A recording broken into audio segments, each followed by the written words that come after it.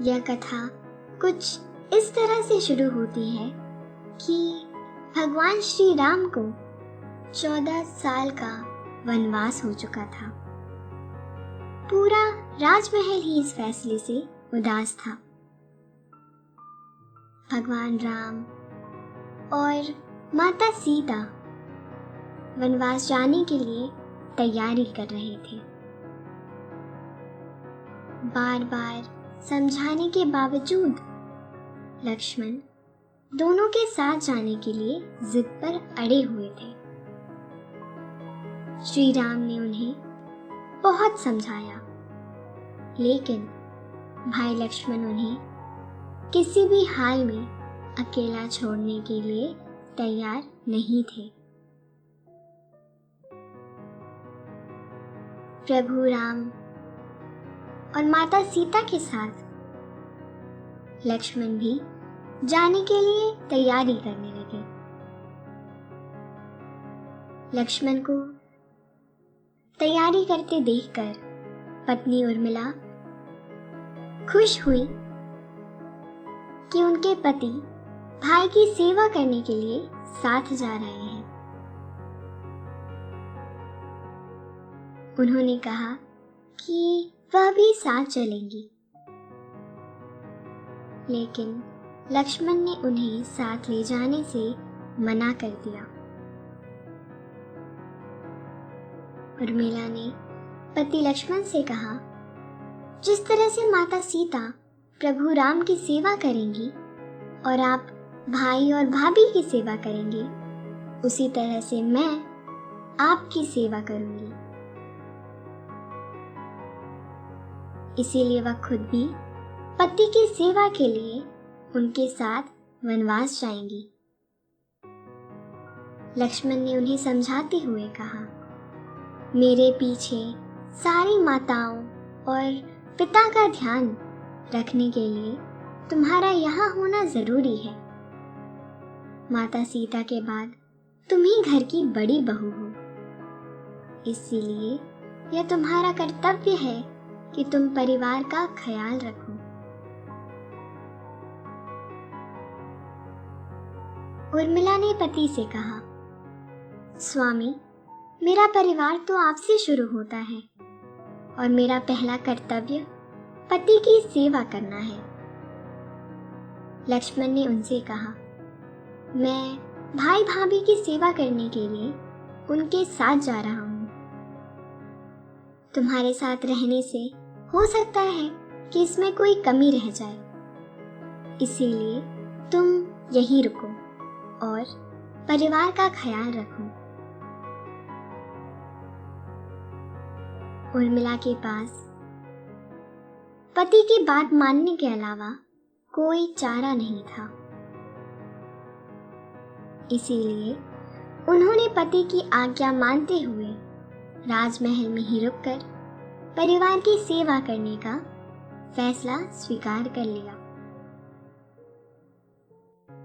उर्मिला ने पति की बात मान तो ली, लेकिन बहुत उलझन में थी। बिना पति और बड़ी बहन के वो परिवार की जिम्मेदारी अकेले कैसे संभाल पाएंगी। वह अपनी यह परेशानी लेकर अपनी बड़ी बहन माता सीता के पास गई। माता सीता ने उन्हें समझाया कि वह अकेली सब कुछ कर सकती हैं, जिसकी उनसे उम्मीद की जा रही है। माता सीता ने अपना एक वरदान भी उर्मिला को दे दिया। अब वह एक साथ 3 काम कर सकती थी। उधर जब लक्ष्मण वनवास जाने लगे तो उर्मिला से एक वचन लिया कि वह उनके पीछे कभी आंसू नहीं बहाएंगी। अगर वह अपने दुख में डूबी रहेंगी तो परिवार का ख्याल नहीं रख सकेंगी। यह बहुत मुश्किल वचन था। एक विवाहिता के लिए पति को याद करके उदास ना होना या विदा होते वक्त आंखों में आंसू ना आ जाना बहुत मुश्किल था, लेकिन उर्मिला ने इस वचन के लिए भी हाँ कर दी। वनवास पर जाने का दिन आया। प्रभु राम, माता सीता और लक्ष्मण वन की ओर चल पड़े। उर्मिला परिवार संग अकेली रह गई। जब इस बारे में उर्मिला के पिता को पता चला तो वह उन्हें मायके ले जाने के लिए आए। उनका कहना था कि माँ और सखियों के साथ रहने से उर्मिला का पति का दुख हल्का हो जाएगा।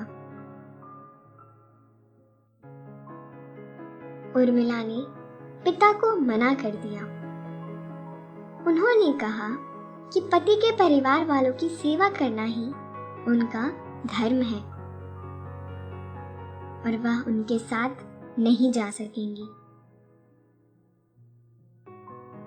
रामायण की कथा के मुताबिक जब प्रभु राम, माता सीता और लक्ष्मण वन पहुंचे तो लक्ष्मण ने उनके लिए अपने हाथों से कुटिया बनाई। कुटिया बनाते बनाते शाम घिर आई थी। कुटिया बन जाने के बाद उन्होंने भाई और भाभी से कहा कि वह अंदर जाकर आराम करे।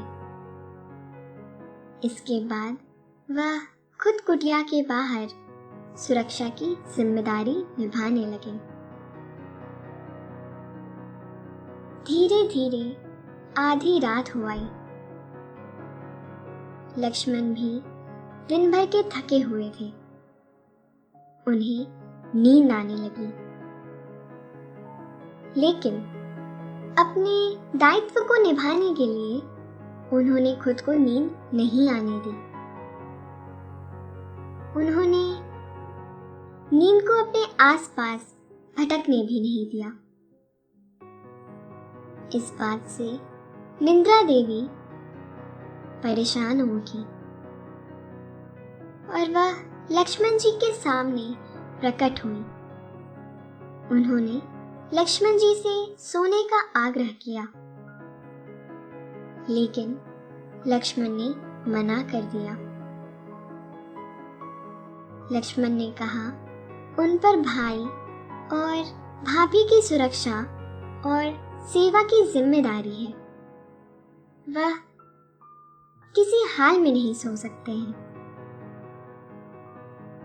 वह उन पर कृपा करे और 14 बरस बाद उनके अयोध्या पहुंचने का इंतजार करे। निद्रा देवी ने लक्ष्मण की बात मान ली, लेकिन एक शर्त रख दी। उन्होंने कहा, मैं तुम्हें 14 बरस परेशान नहीं करूंगी, लेकिन तुम्हारे बदले किसी और को सोना होगा। इस पर लक्ष्मण ने कहा, आप मेरे हिस्से की नींद मेरी पत्नी उर्मिला को दे दीजिए। निद्रा देवी ने लक्ष्मण की बात मान ली, लेकिन जाने से पहले साफ कह दिया कि 14 साल पूरे होते ही वह फिर आएंगी। इसके बाद लक्ष्मण को अपनी 14 साल की नींद पूरी करनी होगी। लक्ष्मण ने उनकी यह शर्त भी स्वीकार कर ली। इसके बाद निद्रा देवी लक्ष्मण के वचन को लेकर उनकी पत्नी उर्मिला के पास गई। उर्मिला ने अपने पति की पहली आज्ञा मान ली थी। उन्होंने इस दूसरी आज्ञा को भी स्वीकार कर लिया। अब यहाँ उनके काम माता सीता का वह वरदान काम आया। उन्होंने अपनी एक छवि को 14 साल के लिए सुला दिया, जबकि बाकी दोनों छवियों के सहारे वे महल के काम और परिवार की सेवा करती रहीं। लक्ष्मण भाई और भाभी की सेवा में रहते और वह 14 साल तक नहीं सोए। उर्मिला 14 साल तक नहीं जागी। 14 साल तक जागना लक्ष्मण के लिए वरदान साबित हुआ। जब प्रभु राम और रावण में युद्ध शुरू हुआ तो रावण की सेना में मेघनाद सबसे शक्तिशाली योद्धा था। रावण इस बात को लेकर बहुत आश्वस्त था कि मेघनाद के होते हुए उसे कोई हरा नहीं पाएगा। दरअसल मेघनाद की सारी शक्ति एक वरदान में छुपी हुई थी। इस वरदान के मुताबिक मेघनाद को पृथ्वी पर सिर्फ वही मार सकता था जो पिछले 14 साल तक एक पल के लिए भी ना सोया हो। रावण और मेघनाद को पूरा यकीन था कि ऐसा कोई भी प्राणी पृथ्वी लोक में नहीं है। उसे यह आभास नहीं था कि लक्ष्मण धरती के अकेले प्राणी हैं जो लगातार 14 साल से जाग रहे हैं। जब उन्हें मेघनाद के इस अनोखे वरदान के बारे में पता चला तो उन्होंने कहा कि वह खुद उसका सामना करेंगे। दोनों के बीच जबरदस्त युद्ध हुआ और आखिरकार मेघनाद लक्ष्मण के हाथों मारा गया। कहते हैं जब यह खबर मेघनाद की पत्नी सुलोचना को मिली तो वह विलाप करते हुए प्रभु राम की सेना के खेमे में पहुंची। वहां उसने लक्ष्मण से कहा, कभी अभिमान मत करना कि तुमने मेघनाद का वध कर दिया है। यह जीत तुम्हें पतिव्रता पत्नी के प्रभाव से मिली है जो तुम्हारी आज्ञा का पालन कर रही है। रावण को परास्त करने के बाद प्रभु राम माता सीता और लक्ष्मण के साथ अयोध्या वापस लौट आए। प्रभु राम के राज तिलक की तैयारियां शुरू हो गईं। इस खुशी के मौके पर लक्ष्मण ने अचानक ही हंसना शुरू कर दिया। उनकी इस अनायास हंसी से सभी लोग चौंक पड़े। सभी ने इसका कारण पूछा तो लक्ष्मण ने कहा, मेरा सपना था कि मैं भाई श्री राम को राज सिंहासन पर बैठते देखूं, लेकिन आज जब यह वक्त आया है तो मैं खुशी की इस घड़ी को देख नहीं सकूंगा, क्योंकि मैं निद्रा देवी को दिए वचन से बंधा हुआ हूं। अभी उनकी बात पूरी भी नहीं हुई थी कि निद्रा देवी प्रकट हो गई और उन्होंने लक्ष्मण को उनका वचन याद दिलाया। लक्ष्मण अपने कक्ष में गए और सो गए। उनके सोते हुए ही उर्मिला 14 साल बाद जाग गई।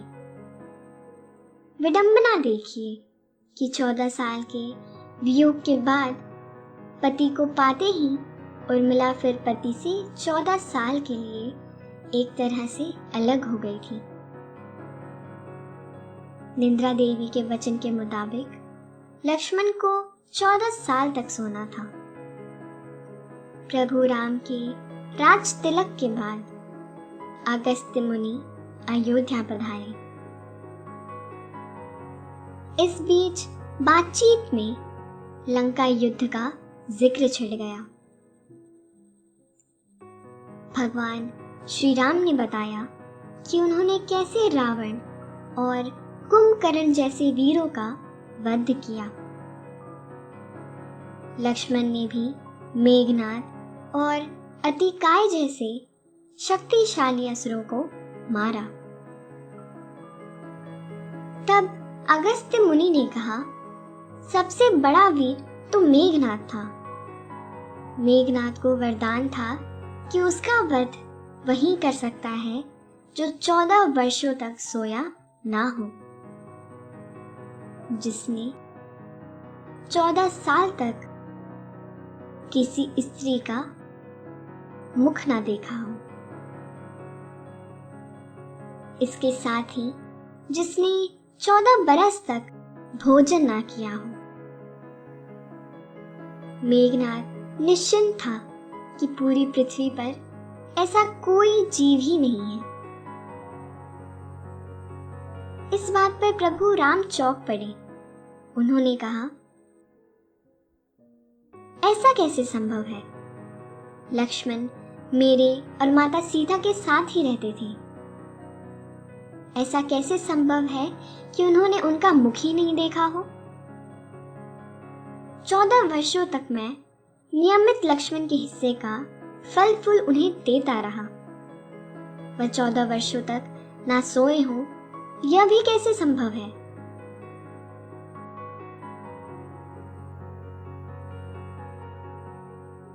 अगस्त्य मुनि ने कहा, क्यों ना लक्ष्मण जी से ही पूछा जाए।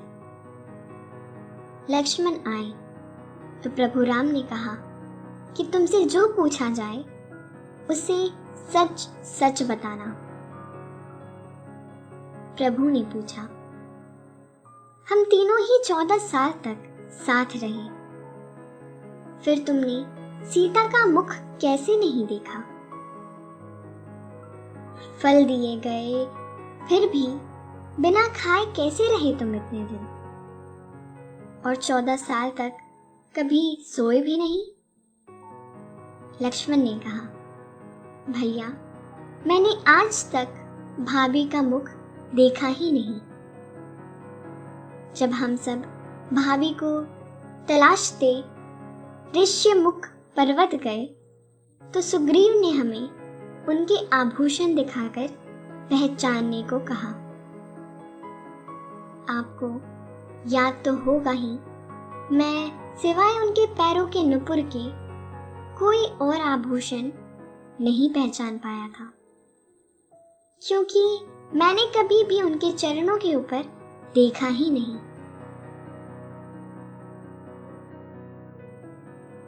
आप फल फूल मुझे देते हुए कहते थे, इसे रख लो। आपने कभी फल फूल खाने के लिए नहीं कहा, इसीलिए मैंने कभी उन्हें खाया ही नहीं। आपने जब भी मुझे फल फूल दिए, मैंने उन्हें संभाल कर उसी कुटिया में रख दिया, और वह अभी भी वहीं रखे हुए हैं। विश्वामित्र मुनि से मैंने बिना आहार किए जीने की विद्या सीखी थी, और वह मेरे काम आई, और मैं बिना खाए 14 बरस रह सका। और तीसरे प्रश्न का उत्तर यह है कि मैं रात भर आपकी और भाभी की कुटी के बाहर रक्षा करता था। इस दौरान निंद्रा देवी ने मुझे बहुत परेशान किया, लेकिन एक समझौते के तहत मैंने उनसे जागने का वरदान लिया था। इसके बाद उन्होंने निंद्रा देवी से हुए समझौते के बारे में पूरी बात प्रभु श्री राम को बता दी। भगवान श्री राम ने लक्ष्मण की तपस्या के बारे में सुनकर उन्हें गले लगा लिया।